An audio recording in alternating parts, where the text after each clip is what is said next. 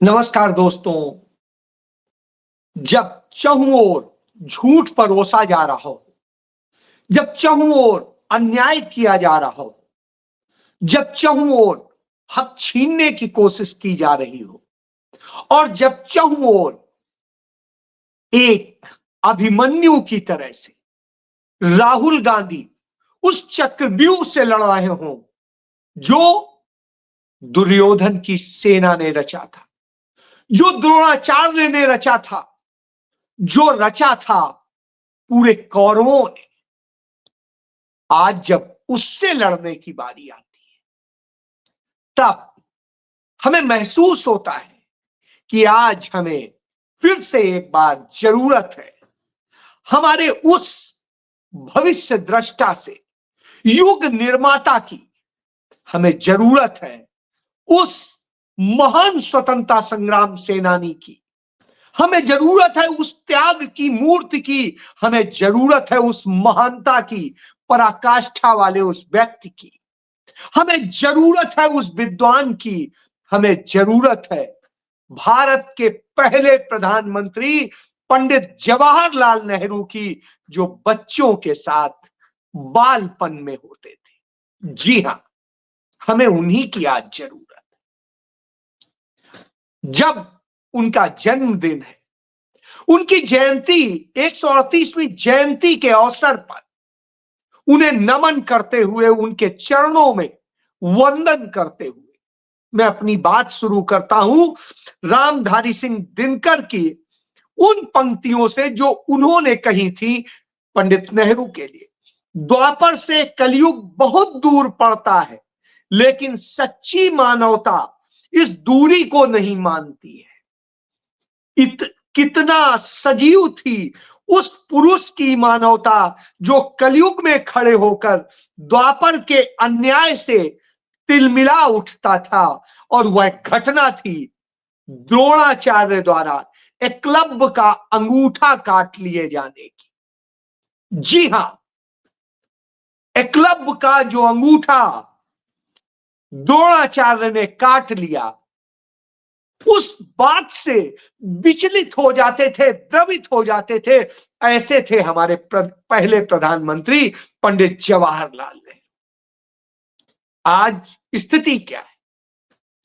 आज नरेंद्र मोदी, भारतीय जनता पार्टी, उनका पूरा गैंग कहता है कि राहुल गांधी जिन जनसभाओं में जिस संविधान की प्रति को दिखाते हैं, वो अंदर खाली है, उसमें कुछ नहीं है, वो लाल रंग का है, वो नक्सल है, अर्बन नक्सल है और न जाने क्या क्या।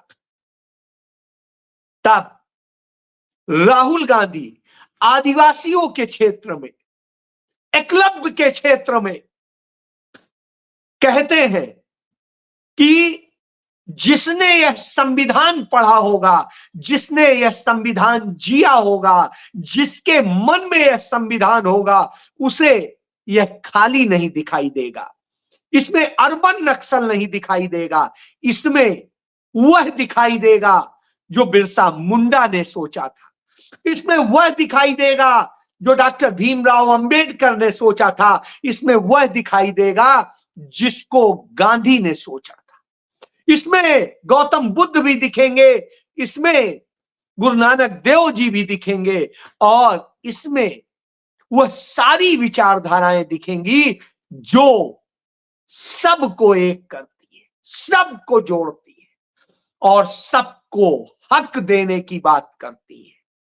अर्बन नक्सल नहीं। तो आप समझ सकते हैं वह पंडित नेहरू थे। और जब पंडित नेहरू थे, स्वाभाविक सी बात, वो वही थे जिनके अंदर यह सब था।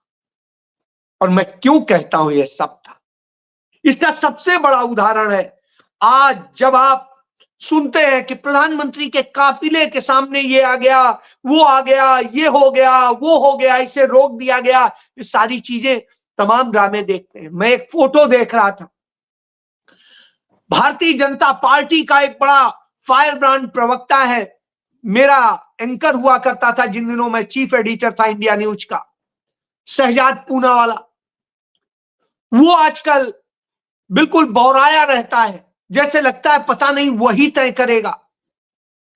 तो जब मैं फोटो देख रहा था कि वो प्रधानमंत्री नरेंद्र मोदी अपने तमाम प्रवक्ताओं से मिल रहे थे, तो उनके बीच में एक पट्टी लगा दी गई थी, सुरक्षा पट्टी, कि वो पट्टी के दूसरी तरफ रहेंगे, प्रधानमंत्री दूसरी तरफ रहेंगे, एक दूरी मेंटेन करनी पड़ेगी। और वो दूर से ही बिल्कुल वैसे जैसे एक, अब वो शब्द कहना उचित नहीं लगता है, तमाम सारे लोग कहेंगे कि मैंने उसे पालतू कह दिया। बहरहाल वो उनके ललचाई नजरों से उनसे बात करना चाह रहा था, उनको करना चाह रहा, लेकिन वह करीब, वह निकटता नहीं मिल रही थी, वह स्थिति नहीं मिल रही थी। तो आप समझ सकते हैं कि जब यह स्थिति हो तो ऐसे स्थिति में नेहरू का जिक्र होता है।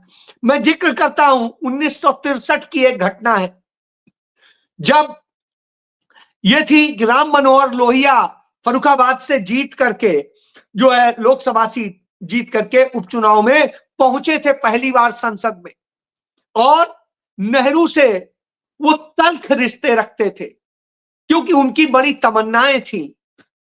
उन तमन्नाओं को नेहरू ने पूरा नहीं किया था, तो वो मंत्री नहीं बन पाए थे, कुछ नहीं बन पाए थे, तो कांग्रेस से धीरे से पल्ला झाड़ के और एक दूसरी विचारधारा को लेके चल पड़े थे। तो वो राम मनोहर लोहिया ने वहीं पर एक महिला को संसद के वहां बहका दिया और उसको कुछ बरगलाया, और तब संसद तक पूरी जनता जा सकती थी। इससे आप समझ सकते हैं कि संसद भवन के अंदर तक जनता आसानी से जा सकती थी बेरोक। तो जब पंडित नेहरू वहां पहुंचे तो उस महिला ने पंडित नेहरू का गिरेबान पकड़ लिया, और वह बुजुर्ग महिला बोली पंडित नेहरू से कि तुम जो है, मुझ बुढ़िया को क्या मिला तुम्हारे प्रधानमंत्री बनने से, ये देश आजाद होने से मुझे क्या मिला। पंडित नेहरू ने उसे देखा और गले से चिपटाकर बोले बुजुर्ग महिला से कि आपको यह मिला है कि आप देश के प्रधानमंत्री का गिरहबान पकड़ करके आज खड़ी हैं, इससे ज्यादा और आपको क्या चाहिए। क्या यह पहले सोच सकती थी कि लाट साहब आते हैं और आप वहां जा सकती हैं? तो अब आप सोचिए, इतनी शालीनता से जिस शख्स ने जवाब दिया हो, आप समझ सकते हैं वह पंडित नेहरू थे। वह पंडित नेहरू थे कि उनके पिता राष्ट्रीय अध्यक्ष थे कांग्रेस पार्टी के, अधिवेशन चल रहा था, पंडित नेहरू ने उसमें भाषण दिया कि उनके पिता डोमेनियन स्टेट की बात कर रहे थे, महात्मा गांधी डोमेनियन स्टेट की बात कर रहे थे। डोमेनियन स्टेट मतलब राजा राजा रहेगा, रानी रानी रहेंगी, उनके नाम पे सत्ता चलेगी, लेकिन स्थानीय स्तर पर सारी सरकार लोकल लोग चलाएंगे। तो इसकी मांग कर रहे थे। ये 1927 की बात है। तब पंडित जवाहरलाल नेहरू ने कहा नहीं, और बड़ा जोरदार भाषण दिया। बिल्कुल युवा थे और भारत की राजनीति में आए, उन्हें कोई बहुत बड़ा वक्त नहीं हुआ था। तो आप इससे समझ सकते हैं 10 साल हुए थे राजनीति में आए हुए, उस वक्त की बात है। तो 1927 में, और उस वक्त उन्होंने जो भाषण दिया, कैम्ब्रिज यूनिवर्सिटी का वह पढ़ा हुआ लड़का जब युवा अध्यक्ष का बेटा था, वो भाषण दे रहा था, तो उसने कहा नहीं, हमें डोमेनियन स्टेट नहीं, हमें पूर्ण स्वराज चाहिए। वह स्वराज चाहिए जहां सब हमारा हो, कोई राजा ना हो, कोई प्रजा ना हो। हर कोई बराबर हो, नागरिक हो, और हर नागरिक को यह अख्तियार हो कि वह चुने कि भारत का शासक कौन होगा, और वह शासक शासक नहीं, सेवक हो, लोक सेवक। पंडित नेहरू ने जब यह कहा तो पूरा उसमें एक खलबली मच गई। गांधी भी हिल गए, क्योंकि भारत इसके लिए तैयार नहीं था। हमारे लोग शासन संभालने के नाम से कांपने लगते थे, जिम्मेदारियां लेने की स्थिति नहीं थी किसी की, घबराते थे। और सत्ता, अंग्रेजी हुकूमत इतनी मजबूत थी कि वो इसी बात पर आपको जेल डाल सकती थी, कुचल सकती थी कि आप भारत में यह विद्रोह कराने का काम कर रहे हैं। सोचिए, वह वक्त था। बहरहाल तमाम सारे कांग्रेस के लीडर्स ने इसको लेकर के विरोध खड़ा कर दिया और बहुत सारी चीजें हुई। तब खड़े हुए महात्मा गांधी, और वो बैक में थे। उन्होंने यंग इंडिया में लेख लिख करके लिखा कि नेहरू में मेरा अस्त्र और नेहरू में मेरा अक्स है, और उस अक्स में, यानी उन्होंने उस दिन यह कह दिया था कि नेहरू ही मेरे उत्तराधिकारी हैं और वही तय करेंगे। बहरहाल तमाम इस्तीफे वापस हुए। इसके बाद में नेहरू ब्रिटेन चले गए। उनकी मां और दूसरे दूसरे काम थे। मां का निधन हो गया 1935 में, और ब्रिटेन गए वहां पर भारत के लिए लड़ाई लड़ने के लिए, माहौल बनाने के लिए।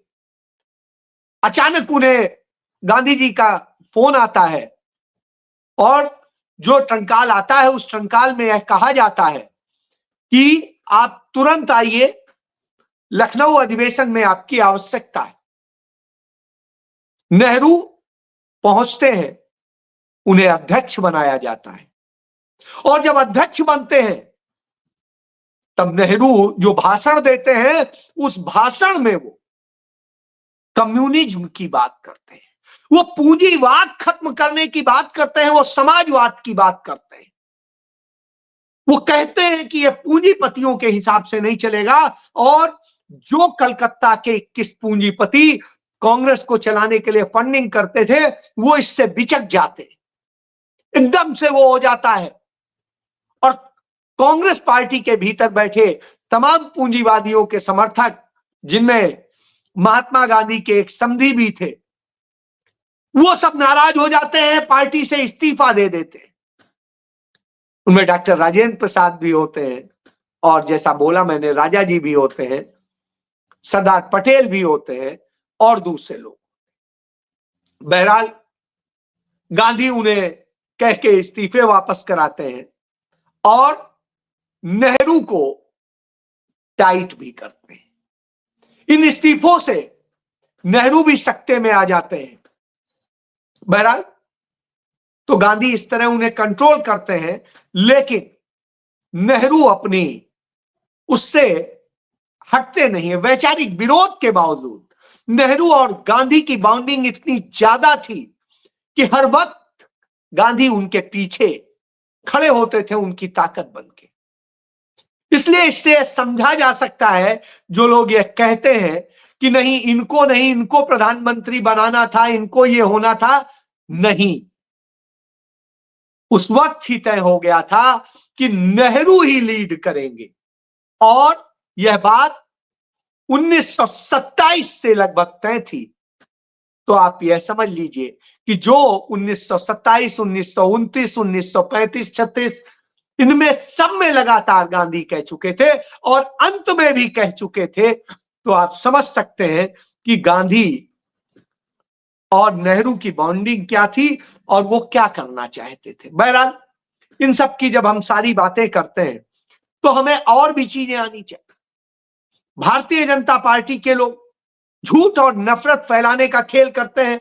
जैसे उन्होंने, आदित्यनाथ ने कहा कि मल्लिकार्जुन खड़गे इतना कुछ समाज को जोड़ने और इसकी बात कर रहे हैं, वो क्यों नहीं बताते हैं।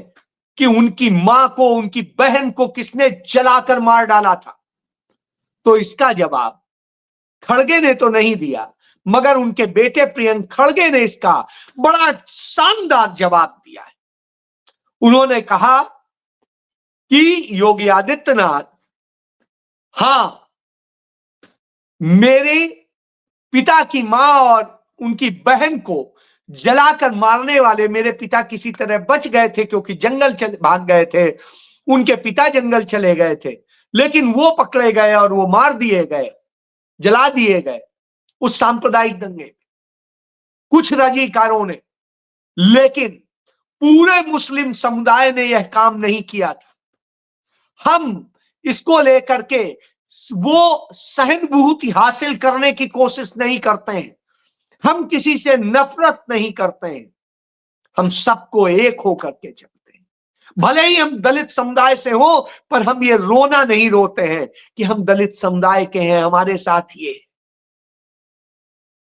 और उन्होंने जो जवाब दिया, ये वही जवाब था जो पंडित नेहरू बार बार देते थे कि हमें रोने के लिए नहीं दिया गया।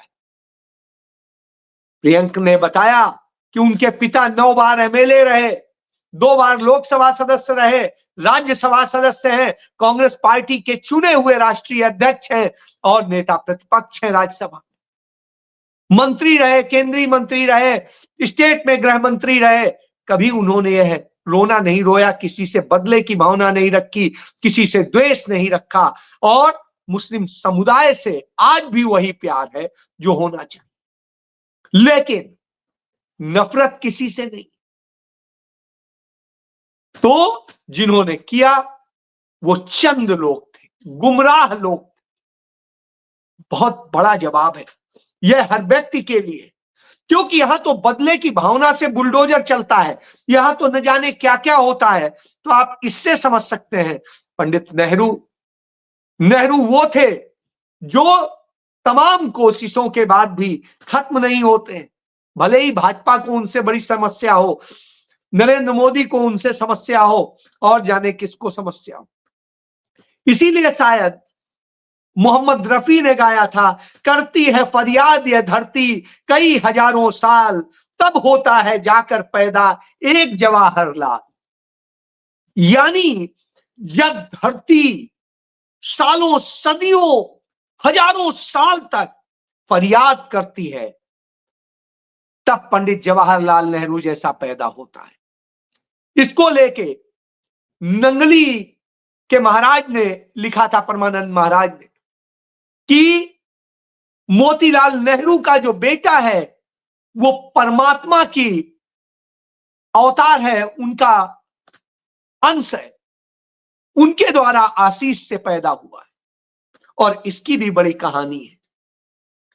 तो इस तरह की स्थिति है, तो कोशिश करनी है अपना देश ऐसा बनाए कि दुनिया ऐसी बनाए जिससे लड़ाई झगड़ा ना हो, लोग मिल के रहे। यही तो पंडित नेहरू संदेश देते थे कि हमें ये पूरी कोशिश करनी चाहिए, हम ऐसी दुनिया बनाएं, ऐसा समाज बनाएं, ऐसा देश बनाएं जहां हम सब मिल के रहें, झगड़ा ना हो, सब एक हो के रहें, कम से कम विवाद हो। तो इसकी कोशिश होनी चाहिए, और जब विवाद हो तो वो खत्म हो। देश के प्रथम प्रधानमंत्री जो कि विकास पुरुष थे, इस भारत के निर्माता थे, क्योंकि उसके पहले तक कोई भारत नाम का देश नहीं था। भारत देश पंडित जवाहरलाल नेहरू ने बनाया, और ऐसा देश बनाया जहां जिसे आज तक दुनिया की सबसे बड़ी ताकतों में अब शुमार किया जाने लगा है। जिन दिनों मनमोहन सिंह देश के प्रधानमंत्री थे, तब अमेरिका के राष्ट्रपति बराक ओबामा ने कहा था कि निश्चित रूप से भारत एक महाशक्ति है। तो आप इससे समझ सकते हैं यह क्यों हो सका, क्योंकि नेहरू ने वह भारत बनाया था। लेकिन नेहरू के बारे में तमाम झूठ फैलाए जाते हैं, तमाम बातें फैलाई जाती हैं। बहरहाल आप चाहे जो फैला लीजिए कि उनके कपड़े पेरिस धुलने जाते थे, यह भी राम मनोहर लोहिया का ही फैलाया हुआ झूठ था। क्योंकि इलाहाबाद में जो पेरिस लॉन्ड्री थी, उस लॉन्ड्री में धुलने कपड़े जाते थे, तो साहब उन्होंने कह दिया पेरिस धुलने जाते, और हमारे यहां मूर्खों ने उसी को मान लिया। अरे भैया, तब कहीं के लिए प्लेन भी नहीं चलता था, और पानी के जहाज से जाने की स्थिति कितने महीने जाएगा, कितने महीने आएगा, आप सोच सकते हैं। आज की तरह आज तो फिर भी स्पीड है पानी के जहाजों में, तब तो ये भी नहीं थी। तो यह समझा जा सकता है, इसलिए कहा जाता है। तो एक सोच जिसने हिंदुस्तान के वर्तमान को संवारते हुए स्वर्णिम भविष्य की नींव रखी, जिसके बूते आज दुनिया में तमाम सारे लोग जिनकी बात आप करें, दुनिया को लीड करने वाले, चाहे साइंटिस्ट हो, चाहे इंजीनियर हो, चाहे जो कुछ हो, वो सब पंडित नेहरू के कारण है। आज जब पंडित नेहरू के कारण ये सब है, तो आप जान सकते हैं कि क्या स्थिति है। तो जो सरकार, जो लोग ये नहीं समझते हैं और पंडित नेहरू को बदनाम करने की कोशिश करते हैं, उन्हें जानना चाहिए आज राहुल गांधी उसी दिशा में बढ़ रहे हैं, उसी समाजवाद की बात कर रहे हैं, उसी एकलव्य को बचाने की बात कर रहे हैं कि किसी एकलव्य की उंगली नहीं कटनी चाहिए, किसी दलित का घर नहीं जलना चाहिए, किसी भी जगह नफरत नहीं होनी चाहिए, सबको मिलकर प्यार से रहने की जरूरत है। लेकिन आज हमारे हुक्मरान लड़ाने की कोशिश कर रहे हैं। ऐसे में हमें फिर से उन्हीं नेहरू की जरूरत है जो सशक्त भी थे, बहुत सरल भी थे, वो समझदार भी थे, विद्वान भी थे और भविष्य दृष्टा भी थे, कि उन्होंने जो 70 साल पहले, 75 साल पहले चंडीगढ़ बना दिया, वैसा शहर कोई और नहीं बना पाया। जो उन्होंने साइंस, टेक्नोलॉजी, चिकित्सा सारे क्षेत्रों में कर दिया, आज भी न वैसा कोई एम्स बन सका, न वैसी IIT बन सकी, न वैसे साइंस, नेशनल साइंस इंस्टीट्यूट्स बन सके।